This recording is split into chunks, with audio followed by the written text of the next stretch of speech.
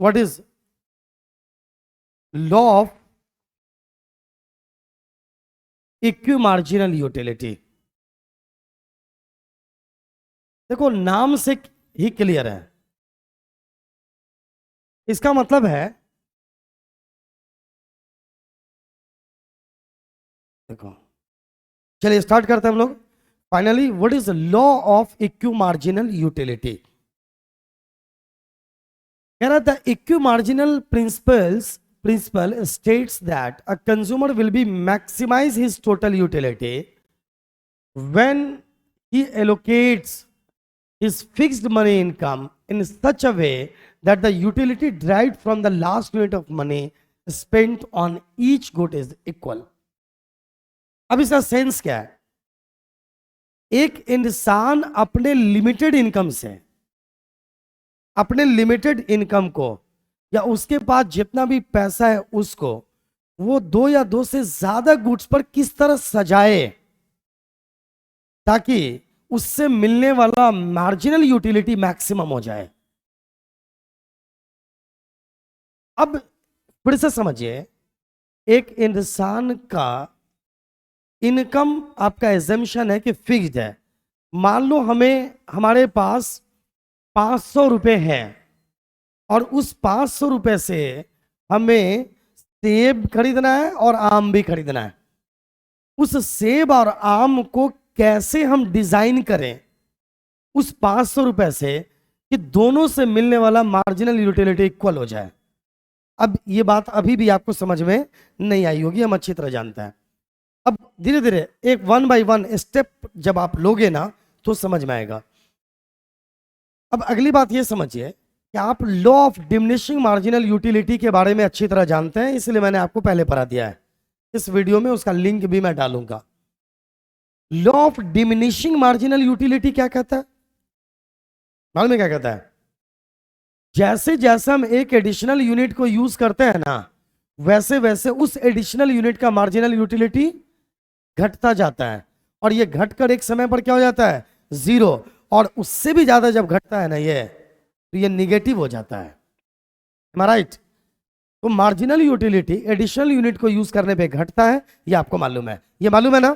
बस इस बात को मालूम रखते हुए आइए मैं इसको दिखाता हूं और इससे चीजें आपको समझ में आएगी। तो डोंट टेक टेंशन, देखिएगा क्या है ये।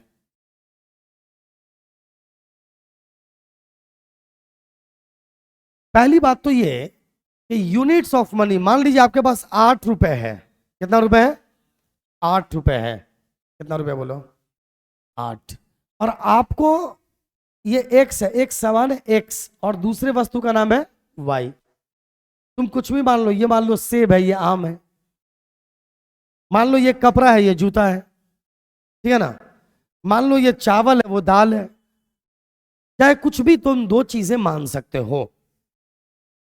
मान लो कि तुमने पहला रुपया जैसे ही खर्च किया, तुम्हारे पास 8 रुपए है, 1 रुपया जब तुमने खर्च किया तो तुम्हें एक से 20 यूटिलिटी मिला। एक से कितना मिला? 20 यूटिलिटी मिला। अब जैसे पहले तुम एक्स का डिटेल ले लो, पहला यूनिट लेते हो तो 20 यूटिलिटी मिलता है, दूसरा लेने पे 18 यूटिलिटी, घट रहा है ना? तीसरा पे 16, चौथा पे 14, पांचवा पे 12, छठा पे 10, सातवां पे 8 और आठवां पे 6। यूटिलिटी घट रहा है ना ये? फिर धीरे धीरे 4, 2, 0, -2, -4, इस तरह आगे जाएगा। M I right? अब कोई दूसरा गुड्स है वाई, पहला यूनिट लेने पर उससे 16 यूटिलिटी मिलता है, दूसरे से 14, तीसरे से 12, चौथे से 10, पांचवें से 8, इस तरह से ये 2 तक जा रहा है। क्लियर? अब पहला रुपया जब तुम खर्च करोगे तो तुम कौन सी वस्तु ज्यादा लेना, जो तुम्हें ज्यादा यूटिलिटी देगा उसे लेना चाहोगे? M I right? पहला रुपया जब जैसे ही तुम खर्च करोगे, अच्छा एक बात बताइए, आपके पास पैसा होता है, आपके पास बहुत 2-4 चीज लेने का ऑप्शन है, आपका मन कर रहा है कि आखिर क्या लें, प्रायोरिटीज को समझते हैं आप भी, ऐसा नहीं है। अब एक इंसान के पास 100 रुपए है, उसको भूख लगी है, तो वो पहले खाना खाएगा कि पहले मोबाइल रिचार्ज करेगा? बोलो बोलो। पहले वो खाना खाना चाहेगा ना, भूख मिटाना ज्यादा जरूरी है।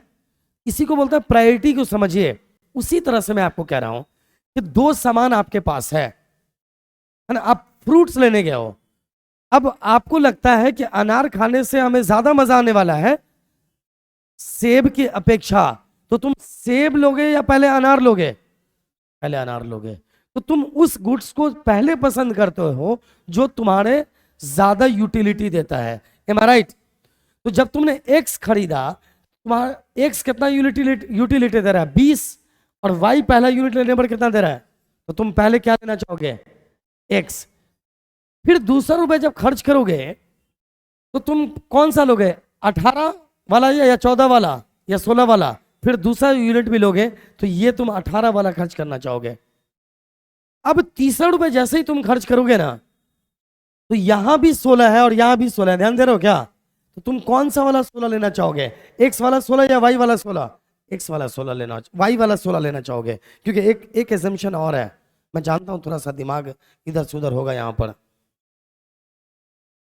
एक एजम्पशन ये कि तुम पहले उस गुड्स को लेना पसंद करोगे जो ज्यादा यूटिलिटी दे रहा होगा। अब एक पॉइंट ऐसा आएगा जहां पे दोनों दोनों यूटिलिटी बराबर दे रहा है, तो अब तुम किसे लेना चाहोगे जो तुम्हारे पास इस वक्त तक नहीं है? तो यहां भी तीसरा रुपए खर्च करें तो एक्स भी यूटिलिटी 16 दे रहा है और वाई भी यूटिलिटी यहां पे 16 दे रहा है, लेकिन पता है तुम किसको लेना चाहोगे इस बार? वाई को, क्योंकि वाई तुम्हारे पास अब तक नहीं है। ठीक है, 3 रुपए खर्च हो गया। चौथा रुपए खर्च कहां पड़ेगा? यहाँ 1 2 3 रुपए खर्च हो गया। फिर चौथा रुपए कहां पे खर्च करोगे? यहां पर, क्योंकि अब 16 ज्यादा है। फिर पांचवा कहां पे खर्च करोगे? इस 14 पे। फिर छठा कहां पे यूज करोगे? इस 14 पे। फिर सातवां कहां पे यूज करोगे? इस 12 पे। और आठवां यूज कहां पे करोगे? इस 12 पे। अब गौर कीजिए, यहां पर 12 आ गया और यहां पर 12 आ गया और 8 रुपए हमारा खत्म भी हो गया ना। M I right? बस यही है law of equi marginal utility. हम चीजों को खरीदते हैं, इसी अकॉर्डिंग सजाते रहते हैं। फिर से सुनिए, हमारे पास कितना रुपए है? 8 रुपए। पहला रुपए हमने एक्स, पहला रुपए कहां पे खर्च किया? एक्स पर, क्योंकि 20 यूटिलिटी दे रहा है, तो सबसे ज्यादा 20 है तो हमने यहां खर्च कर दिया। दूसरा देखो, सबसे ज्यादा 18 यहां अकेले है, हमने 18 यहां खर्च कर दिया। फिर तीसरा में देखो 16 यहां भी है 16 यहां भी है, लेकिन हमने अभी तीसरा यहां खर्च किया। क्यों? क्योंकि जब दो गुड्स अलग अलग बराबर यूटिलिटी दे रहा है तो तुम उस गुड्स को पहले खरीदोगे जो तुम्हारे पास अब तक नहीं है, इसलिए हमने इसे खरीद लिया। अब कहोगे सर जब यहां भी 12 यहां भी 12 तो यहां भी 16 यहां भी 16, तो यहीं पे law of equi marginal utility आना चाहिए ना। ऐसा नहीं है, उसका रीजन है कि हमारे पास 8 रुपए है ना, तो अभी तो 3 ही रुपए में बराबर हुआ, तो 8 का 8 रुपए खर्च भी करना है, तो 3 एजम्पशंस ले, सभी पैसे को खर्च करना है। दूसरा, हम उस गुड्स को पहले लेंगे जो ज्यादा यूटिलिटी दे रहा हो। तीसरा, जब दो गुड्स बराबर यूटिलिटी दे रहा हो फिर हम उसको पहले लेंगे जो हमारे पास अब तक नहीं है। ठीक है ना? तो तीसरा में हमने इसे प्रायोरिटी दिया, फिर चौथा में ये, फिर पांचवा में ये, छठा में यहां पे आ गए, सातवां यहां, आठवां यहां, तो खत्म हो गया। अब गौर कीजिए, अगर तुम सिर्फ एक्स लेते, ध्यान दो, अगर तुम सिर्फ एक्स लेते तो तुम्हें टोटल यूटिलिटी कितना मिलता?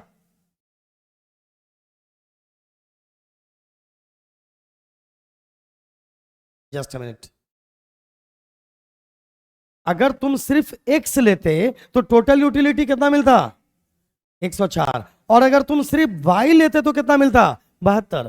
ध्यान दे रहे हो क्या तुम सिर्फ एक्स गुड्स लेते अगर 8 रुपए में तो तुम्हें सिर्फ 104 यूटिलिटी मिलता, और सिर्फ वाई लेते तो सिर्फ तुम्हें 72 यूटिलिटी मिलता। M I right? तो हमने क्या किया, अपने लिमिटेड इनकम को दो अलग गुड्स पर इस तरह सजाया कि हमें मैक्सिमम यूटिलिटी मिल गया। कैसे? क्योंकि एक्स से कितना मिला बोलो? 80। और वाई से कितना मिला? इस तीनों को जोड़ोगे तो 42, और इस पांचों को जोड़ोगे तो कितना आ गया? तो 5 रुपए यहां खर्च किया, 3 रुपए, 8 रुपए जब हमने कुछ इस तरह खर्च किया तो हमने कितना यूटिलिटी ले लिया? 122। इसी को हम बोलते हैं अपने इनकम को कुछ इस तरह 2 या 2 से ज्यादा गुड्स पर सजाएं कि आपको उससे मैक्सिमम यूटिलिटी मिल जाए। इसी पॉइंट को लोग बोलते हैं law of equi marginal utility. Am I right? अब इसी का मतलब एक और समझो, law of equi marginal utility का एक और नाम है लॉ ऑफ मैक्सिमम सेटिस्फैक्शन, एक और नाम है लॉ ऑफ सब्स्टिट्यूशन, एक और नाम है गॉसेंस सेकेंड लॉ। अब इसलिए मैंने बताया एग्जाम में आपसे डायरेक्ट पूछ देगा write short notes on Gauss's second law, आपको लगेगा कि ये वाला तो पढ़े ही नहीं है। दूसरा एग्जाम में पूछ देगा other name of law of equi marginal utility, तीन 1 2 3 ये डाल देगा, चौथा कुछ गलत डाल देगा, तो कहेगा कि इसमें से कौन law of equi marginal utility का नाम दूसरा नाम नहीं है, तो जो एक गलत डालेगा उसको ठीक करोगे। इसके लिए ये सारे चीज़ों को याद रखना ज़रूरी है। अब एक फॉर्मूला होता है जो आगे ऑब्जेक्टिव में काम आएगा। यहाँ पर बराबर क्या है, M U x by P y बराबर एम यू वाई बराबर by P y. Marginal utility of x divided by price of x बराबर हो जाए marginal utility of y divided by price of y से, तो समझ जाओ। और अगर सारा पैसा खर्च हो जाए तो इसे ही हम law of equi marginal utility कहते हैं, क्योंकि देखो एक्स से भी 12 मिल रहा है और यहाँ पे वाई से भी 12 मिल रहा है, समझ रहे हो, और 8 रुपये भी खत्म हो गया है। इसी कंसेप्ट को आप जब बार बार एक से ज्यादा बार 3 बार जब घर पे जाके रोक रोक के कूल माइंड होकर समझोगे तो आपको इजीली समझ में आ जाएगा। फिर उसके बाद डिफिनेशन दिखाओगे, बहुत आसानी से चीजें क्लियर हो जाएगी। मुझे लगता है आज के लिए इतना काफी है। Best of luck.